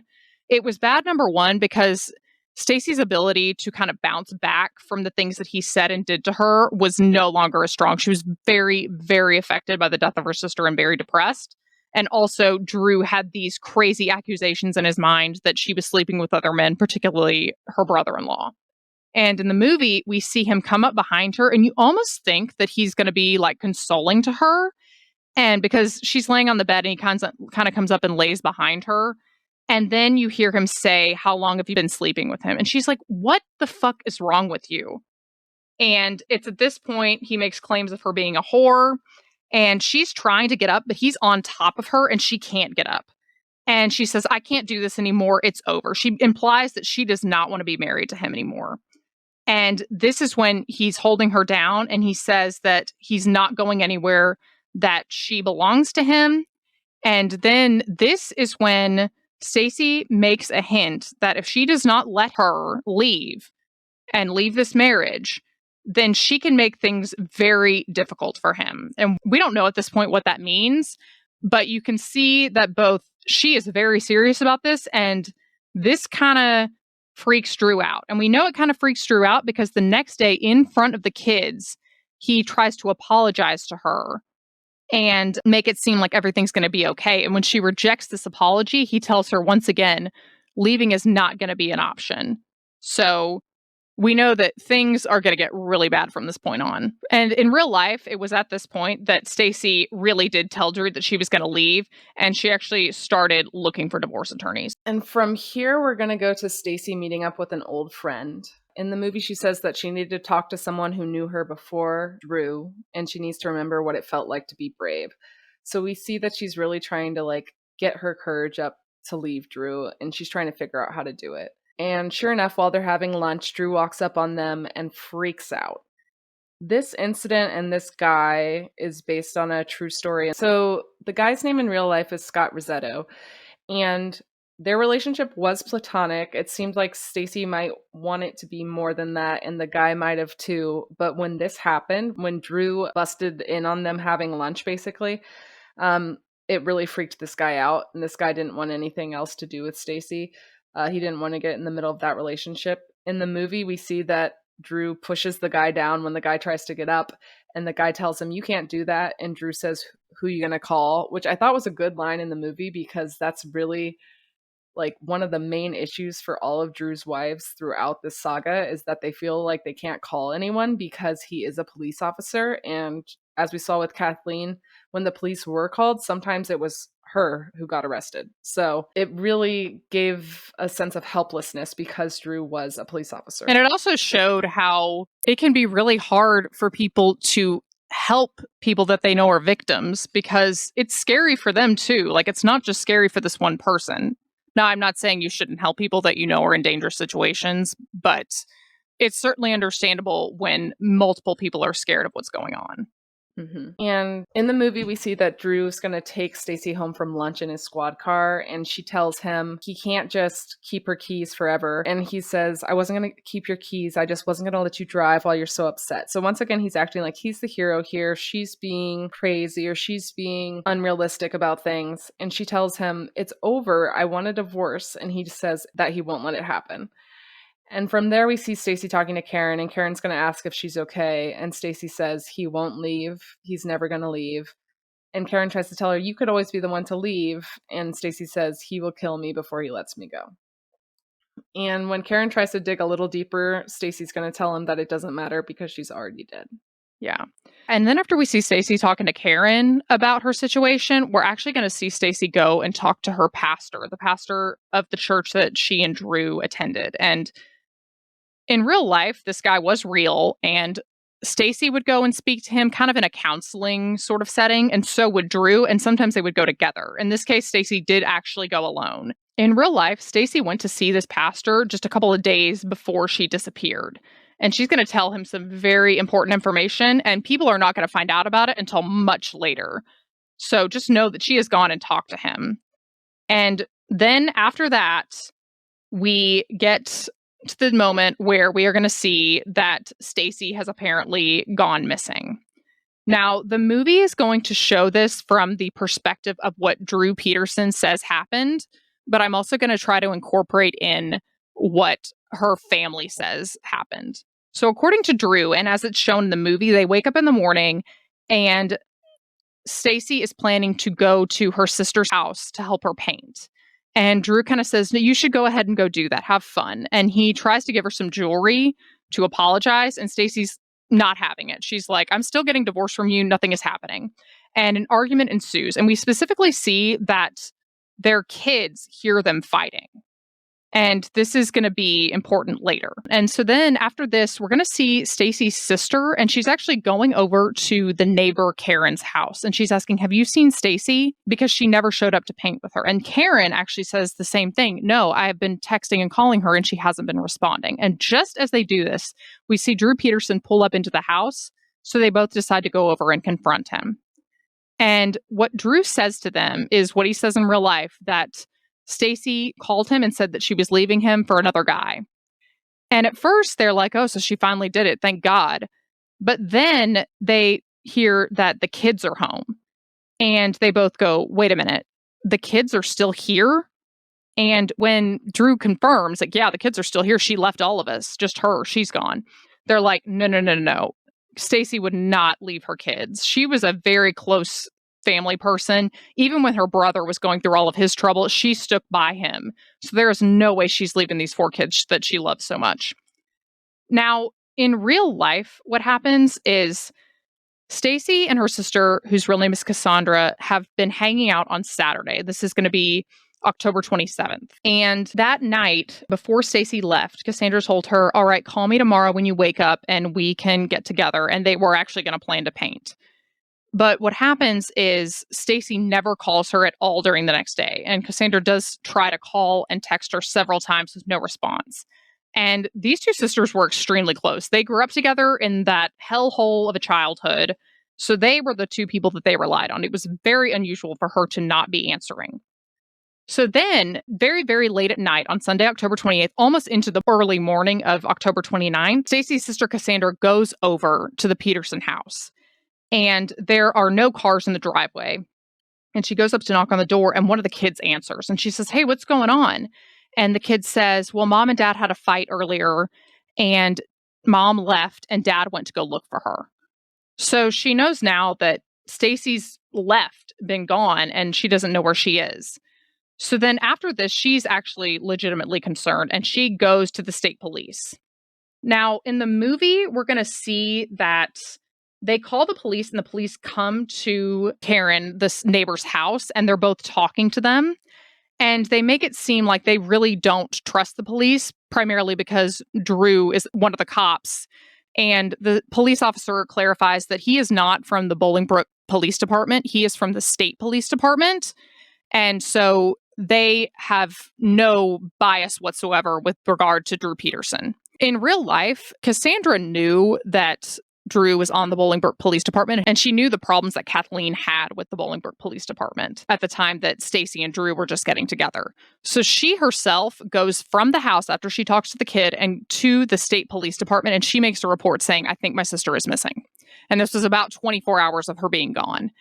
And she starts explaining to them who she is and what's happened. And when she says, I think her husband, Drew Peterson, might have something to do with that, the cops immediately knew who he was. They remembered him from that narcotics undercover investigation that he almost fucked up, that he almost got criminal charges for. And so they immediately put their eye on him, and they get to work in their side of things to see what they can do. While they are doing that, Cassandra actually goes back to the house, the Peterson house, and now both cars, this is like early, 3 a.m. on Monday, October 29th. Both of the cars are now at the house. And Cassandra has a friend with her. And so they call Drew Peterson right at that time and they say, "Where's Stacy?" And he starts rambling about the fact that she left. And he specifically says she took a bikini, she took a deed to the house, and she took $25,000 and left. And he says that she called him saying that she was with another guy and that she was leaving. Cassandra doesn't believe this at all. And one of the things that Drew said was that she had left from an airport nearby. So they go to this airport and they see immediately that in the parking lot area, there are cameras. And so they call the state police again and say, "Hey, there are these cameras here. They possibly could show what happened," because Drew has claimed that Stacy left her car at that airport and then he went to pick it up after she told him, "I'm leaving." And unfortunately, the state police say, "We've known this for forever, but those cameras don't work," which surprises me because I think I would at least do my due diligence and check the camera to make sure there's nothing on there, but they don't even do that. So in the movie, we do see the police talking to Drew Peterson, and he does not seem worried about her being missing at all. And this was also the case in real life. He says that Stacy is not going to call him and she's not going to call her sister because she likes seeing Drew Peterson squirm and thinking that she's never going to come back. And he also says he's not worried because why would he be worried about someone who's not going to return? They want to be gone. In real life, what happened was pretty immediately after she was missing, that next day, they sent a team of state police over to Drew Peterson's house to talk to him. He essentially says the same thing that he says to Cassandra, Stacy's sister, and the police do ask, "Hey, can we take a look around your house?" And Drew actually says, "You can, but please don't disturb anything." So they are able to look through the house, but they're not able to do a really deep search. They also ask him, "Can we look in your cars?" And he allows them to look in his car, but he does not allow them to look in Stacy's car. And they don't really know why. So at this point in the movie, Karen is sobbing. She's at her own house with her husband, and she's like, "I know she's dead. I know she's dead."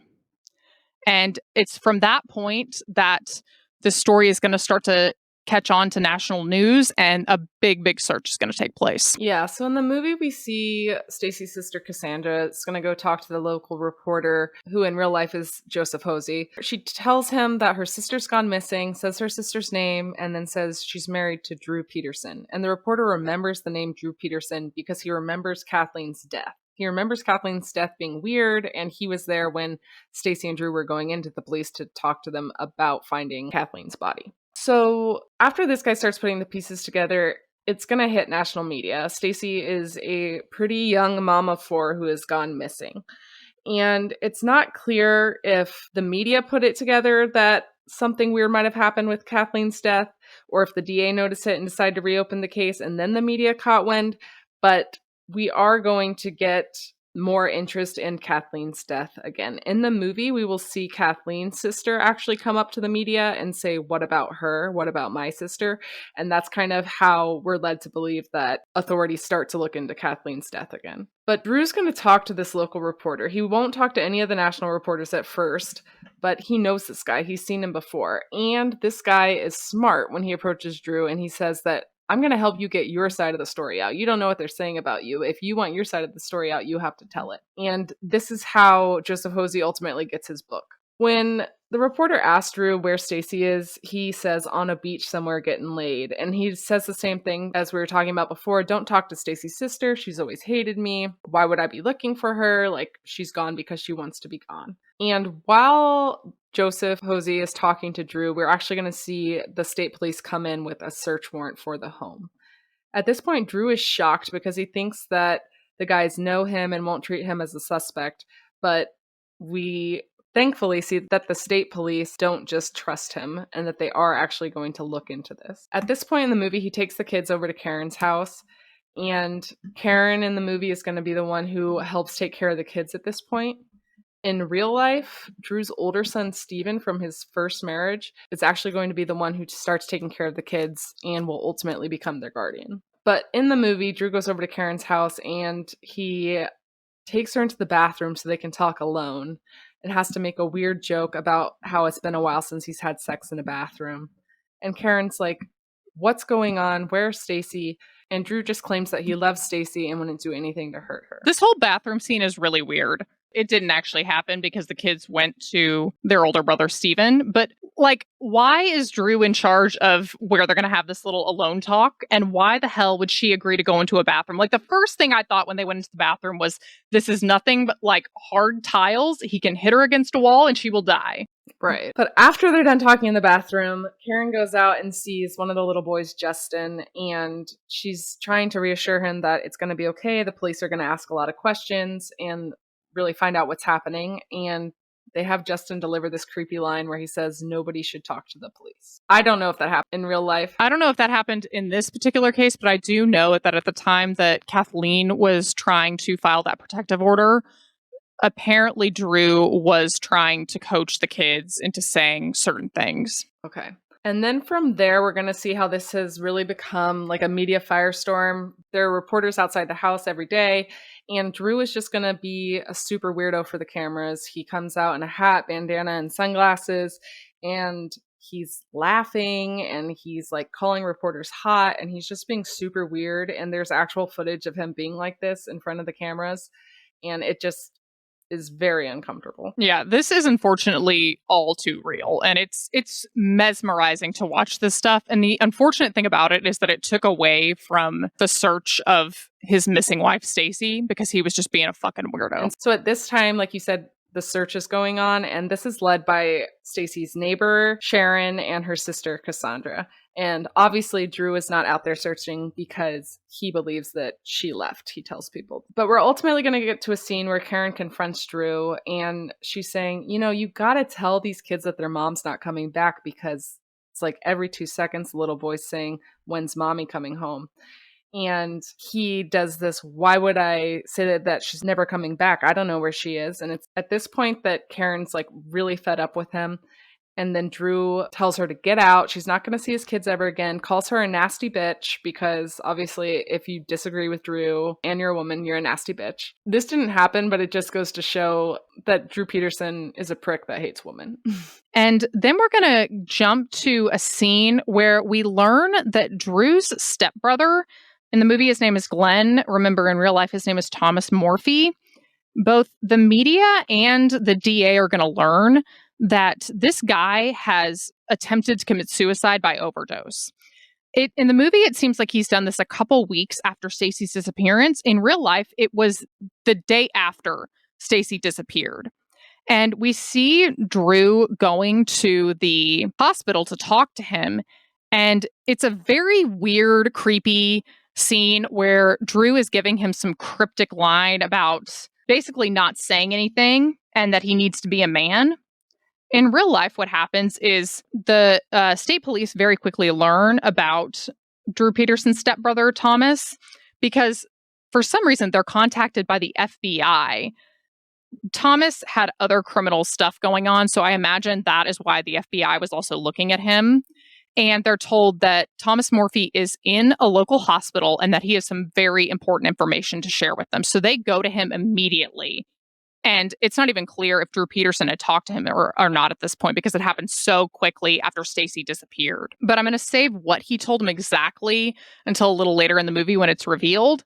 But this is going to be almost a smoking gun for all the stuff that's happened. And as that's happening, we also see that the search for Stacy has really, really taken hold. And in real life, this search was absolutely enormous. The police had never had a bigger search ever happen.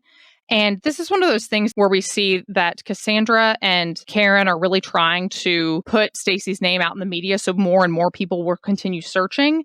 And Drew Peterson just becomes a distraction from that, because he comes out of his house and the reporters immediately run to him wanting to know what's going on. And that's the scene where he looks at one of the reporters and goes, "God, you're really hot." And even his defense attorneys said in other documentaries that when they saw him doing this before he had actually hired them, they were like, "Oh my God, this guy's an idiot." Because the number one thing you tell to a client is do not freaking talk to anybody about anything. And that's exactly what he was doing. Like he could not resist. It's actually unbelievable how he was doing this. And We also are going to learn that Drew is going to be put on leave at his work. We see Drew going up to the police department and he sees his old partner, and he tells the partner that their boss wants to talk to him. And the partner kind of tips him off and says, hey, the DA has decided that they're going to exhume Kathleen Savio's body. Now, Kathleen Savio was his old wife. And remember, when Stacy disappeared, this sparked new interest in Kathleen's accidental death case because people started thinking maybe it wasn't an accident because of Stacy's disappearance, and slowly building up information about how Kathleen and Drew's relationship was more abusive than people were led to believe. And in the movie, Drew does not appear to be fazed by this. And honestly, we don't really know what he was thinking at the time, other than he was just making a fool of himself. And in real life, what ends up happening is right when Drew Peterson is starting to be suspected for Stacy's disappearance, which was pretty immediately, he was put on leave from his work, and he actually requested to resign so he could retire. He had worked enough years that he actually would have been able to retire and get his pension, but his boss actually fought that. He didn't want him to be able to retire and get that pension because he wanted to fire him. This sparked a little bit of controversy between the police department and Drew. Ultimately, they did let him retire and get that pension. He's later going to get that taken away, but that's way, way down the road. And with regards to this exhumation that they mentioned, this was actually an extremely big deal. It was ultimately the DA, Joseph Glasgow's decision to do the exhumation. They had not done one of these in 40 years, but it was so crucial in this point. He said it almost wasn't a question. They had to do it.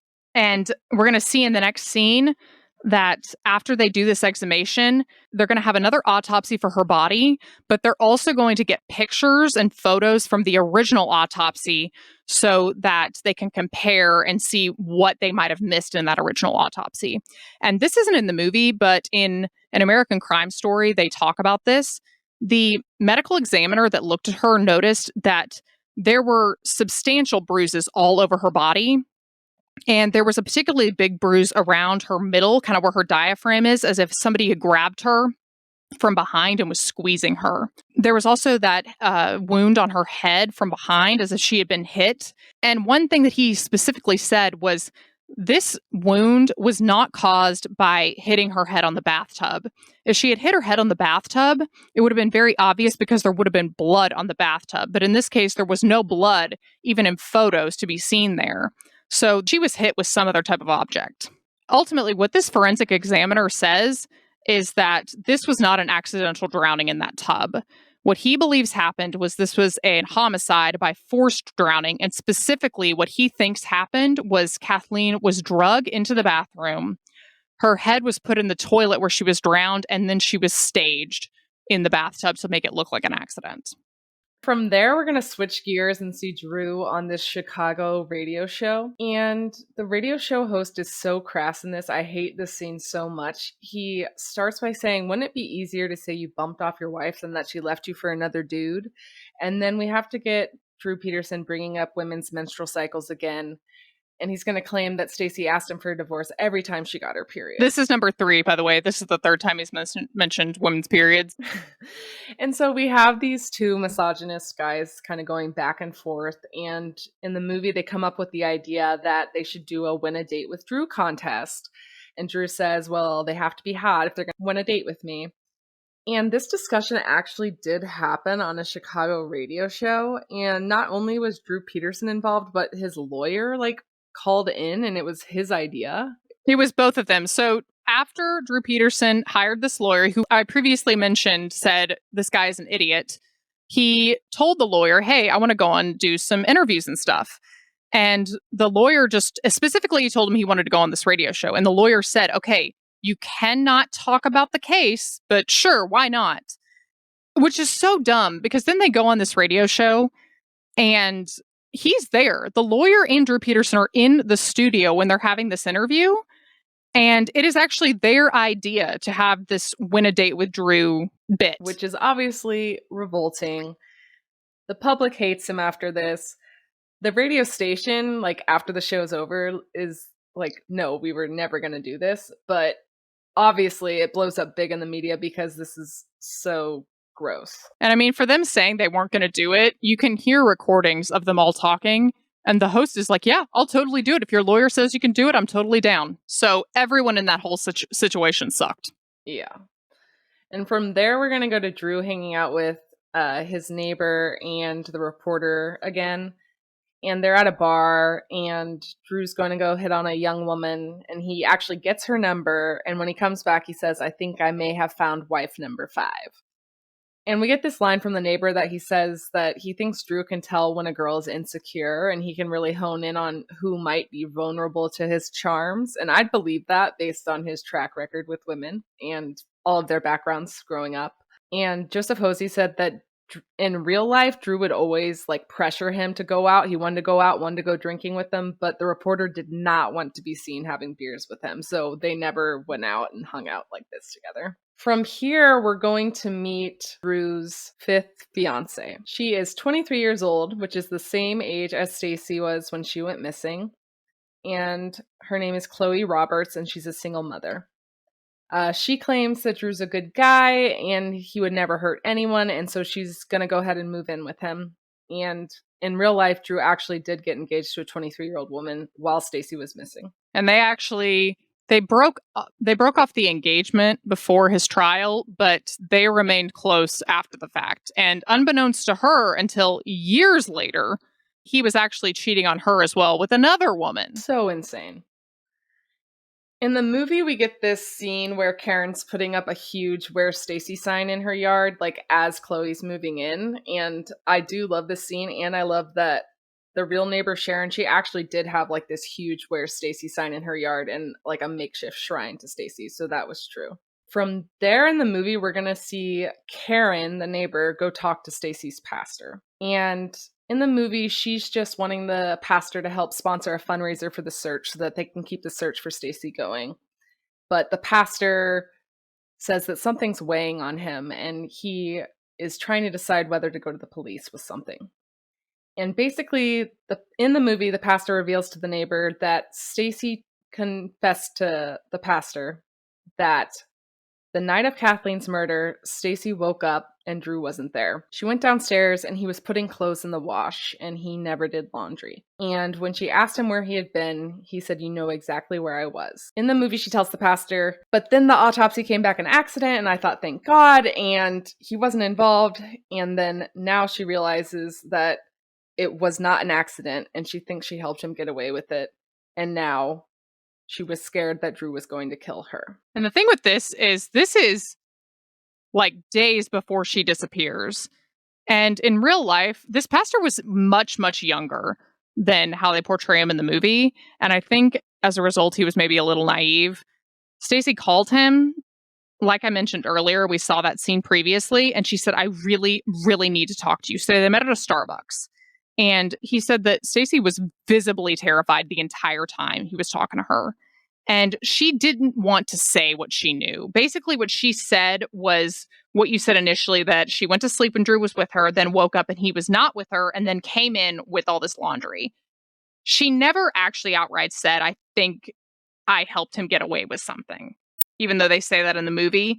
But her demeanor and her fear from all of that, it was clear that that's what she was talking about. And she also said that she looked at the clothes that Drew put in the laundry and it was women's clothes that were not hers. And also, after he did this and put the stuff in the laundry, he brought Stacy downstairs. He didn't let her go back to sleep.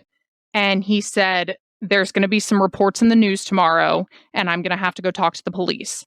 I need you to tell them that I was with you all night." And she tells this to the pastor. So that's how they connect, that Stacy knows that he had something to do with this. Yeah, and in the first 48 episode with Marsha Clark that I watched, I mean, I can't imagine being in this pastor's position, but basically, she kind of asks him why he didn't do anything immediately after Stacy told him this.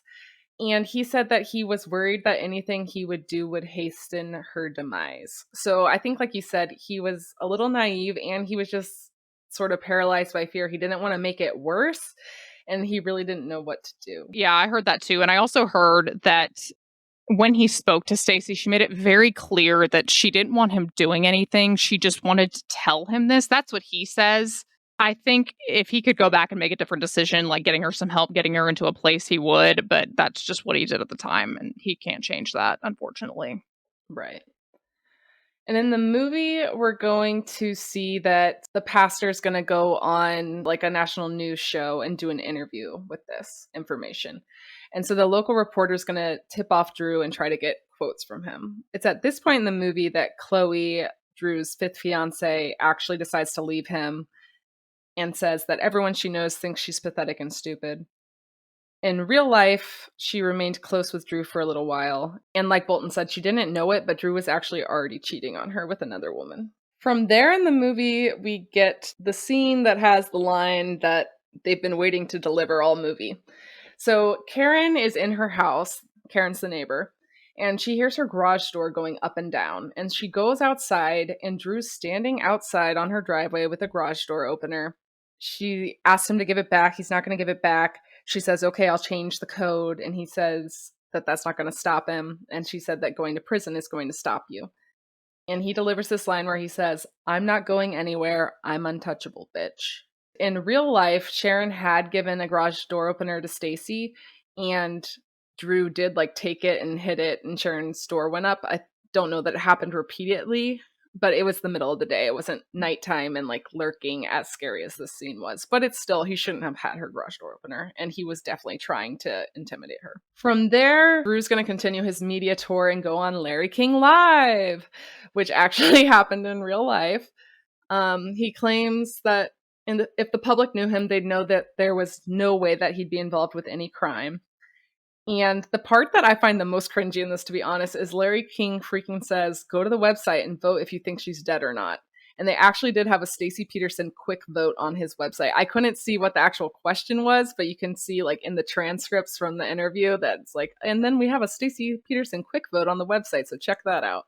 And I just find that so appalling. That's fucking ridiculous. Like, oh my, I don't know. I want her story put out there, but I hate that they interview him. Like, obviously, they're going to do it, but it bothers me so much. He's such a fucking prick. I hate him so fucking much. Anyway, okay. From there, we get this scene, and we see Drew Peterson's on the phone with his stepbrother, Glenn. In real life, the guy's name is Tom Morphy. And we hear him saying, don't talk to those state guys. And he says it over and over. And in the movie, we see that Karen is next door, and she's kind of hidden in her front yard. Drew doesn't see her. And the second she hears him say that over the phone, and she knows he's talking to Glenn, she calls the cops and says, you need to talk to this guy. This is not how this really happened.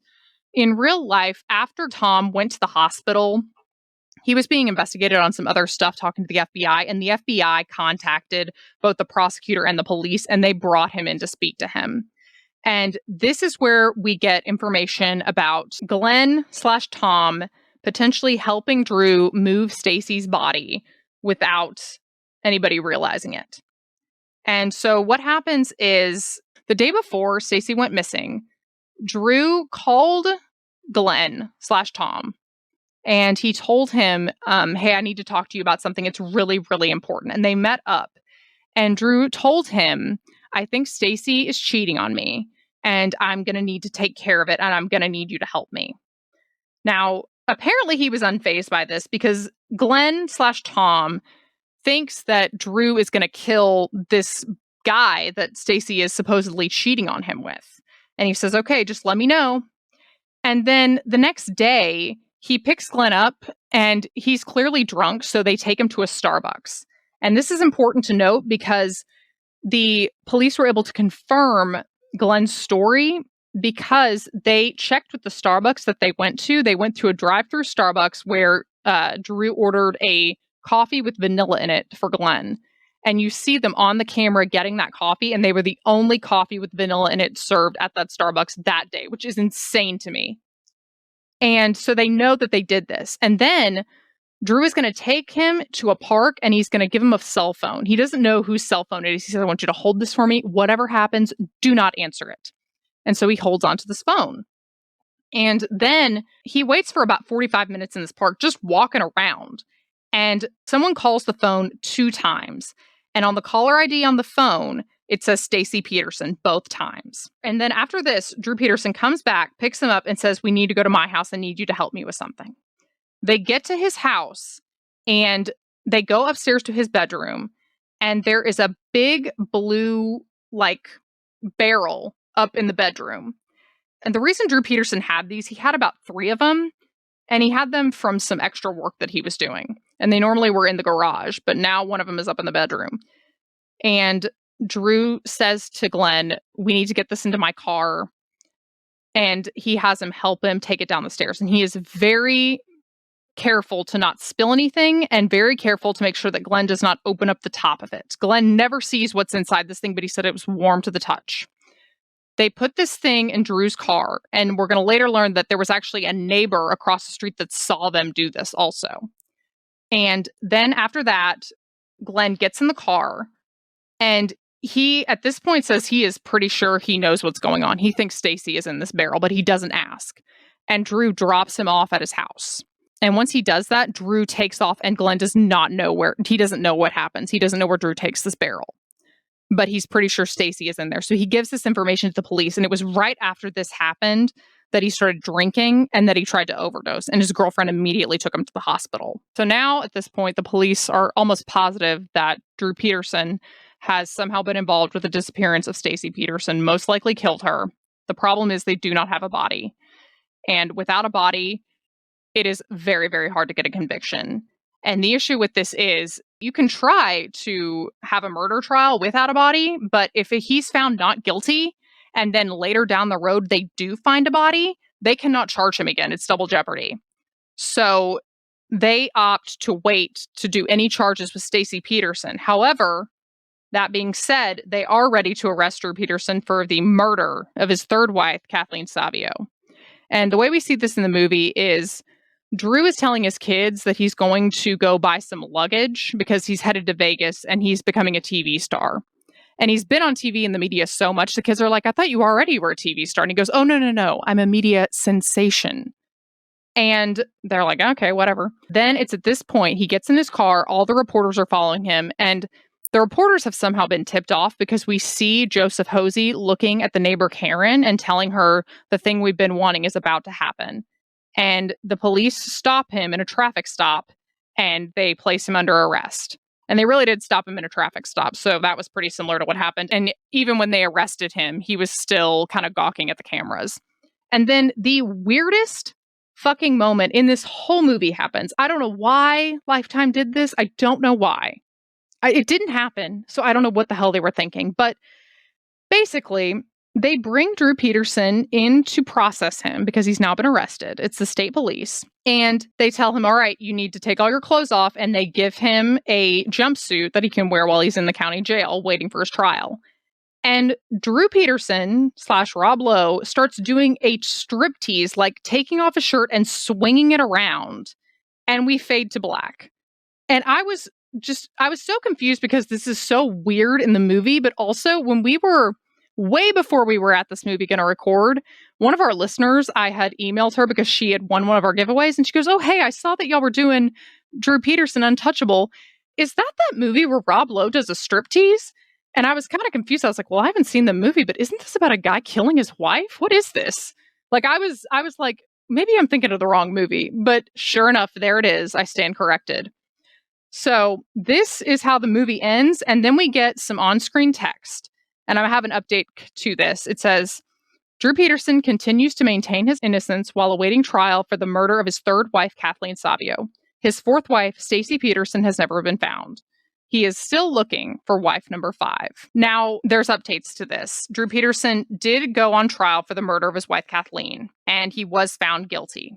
They have never found Stacy Peterson. And the way that Stacy Peterson and Kathleen are connected in this is, so obviously they did this exhumation of Kathleen and they were able to determine that she died of homicide and drowning rather than just an accident. The other thing is there was a star witness and it was actually a divorce lawyer. And surprisingly, both Stacy Peterson and Kathleen Savio talked to this divorce lawyer. He actually represented Kathleen in her divorce from Drew Peterson. But shortly before he disappeared, like a matter of days, Stacy Peterson went to him and she was telling him that she was thinking about getting a divorce. And they were going through the whole process of what that would be and what would happen. And Stacy Peterson said to this lawyer, if we can go to the police and I can tell them how Drew killed Kathleen, do you think that would help me in divorce proceedings? And in the trial, the state did not call this guy. They called some friends and neighbors suggesting that Kathleen had been abused. They called the medical examiner. They even called Drew's stepbrother to discuss the fact that the reason he killed Kathleen in the first place was for property purposes. But they didn't call this guy. The defense called this guy. And it's talked about a lot in Marsha Clark's podcast that the reason the defense wanted to call him is because they were trying to make it seem like Stacy Peterson really did disappear. And that when she went to this divorce lawyer, she was trying to make Drew Peterson seem crazy by saying, if we tell the police that Drew killed her, do you think that would be better for me? But this attorney was very, very smart on the stand, and he's kept clarifying to them, no. She didn't say if we tell them that he killed her. She said, I can tell the police how he killed her. She had more detail than that. She had details of what actually happened to Kathleen. And then within a matter of days, she disappeared. And this was a complete bust for the defense. It was the biggest mistake they could have made. Marsha Clark actually says, this is the worst mistake I've ever seen an attorney do in trial. And I was like, are you sure you want to be saying that, Marsha? You don't want to be saying that. But this is the thing that completely by accident makes the jury convict Drew Peterson. He's sentenced to 38 years. You can Google his sentencing hearing, and he absolutely loses it. He yells at the prosecutor. He yells at the judge. And then he's taken away. But we're not even done with him because Drew Peterson is going to get some more charges while he's in prison. Yeah, so on February 9th, 2015, Drew Peterson is actually charged for soliciting the murder of James Glasgow, who was the prosecutor in Kathleen Savio's murder case. What happened was Peterson solicited another inmate while he's in jail for killing Kathleen to murder Glasgow, the prosecutor, for $10,000. The other inmate is smart, and he writes a letter to the DA, Glasgow, and he tells him about Peterson's murder for hire plot. So they give this guy a wire, and they catch it all on this listening device, Peterson telling the whole scheme. So ultimately, Peterson is going to be convicted of murder for hire and sentenced to another 40 years in prison to be served back to back with his sentence for Kathleen's murder. So that means that it's not concurrent. He can't get out in just 40. It has to be 80. Eventually, he's going to appeal this conviction, but it is upheld. December 11th, 2020, the appellate court denied Drew Peterson's appeal, requesting reversal of the conviction. And the guy that was the jailhouse snitch, he was in a gang, and his name that he went by was Beast. I just thought that was really funny. But yeah, he actually surprisingly did the right thing. Sometimes having jailhouse snitches as your witnesses can go horribly wrong, but sometimes it's perfect. I've actually seen it where it goes really right, and it's actually the best. But anyway, the earliest Drew Peterson can be released is 2081. That is essentially the end of the movie and the story of Drew Peterson. Other than that, he has been moved to an undisclosed location, I think because of, he was constantly being put in danger because his story was so well known while he was in prison. So we don't know where he is, but we do know he's in prison. There are very limited critiques of this movie, obviously. There's one article, it was written by someone named Ann Oldenburg in USA Today. The title of it is just Drew Peterson. Lifetime movie was hysterical, and that pretty much sums up how this is. There's another one that says, Rob Lowe sports a mean stash in Drew Peterson, Untouchable. There are no awards for this, and other than Drew Peterson trying to write a cease and desist letter for this, there's also not many reactions by the family to this movie, which is just fine with me. And that is the story of Drew Peterson, Untouchable. Yep.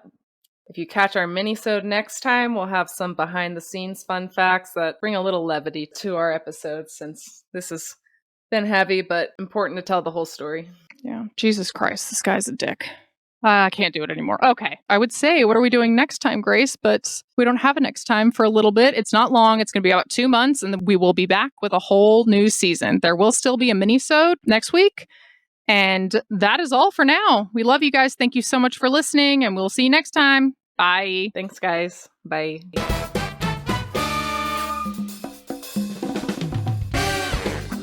Like what you hear on the show? Then we would greatly appreciate it if you could help us spread the word about Crime Scenes, a true crime movie podcast, by giving us a 5-star rating and positive review on Apple Podcasts. We also love taking movie requests from our listeners. If you would like to make a request, you can do so by sending us a DM through any of our social media accounts. We are at Crime Scenes Pod on Instagram, Facebook, and Twitter. And you can also make a request on our website, crimescenespodcast.com. And while you're on our website, you can also browse through our merch store and even show us some love and support by clicking the link to our Buy Me a Coffee page and making a donation. Again, that's crimescenespodcast.com. We love you guys and thank you for listening to Crime Scenes, a true crime movie podcast.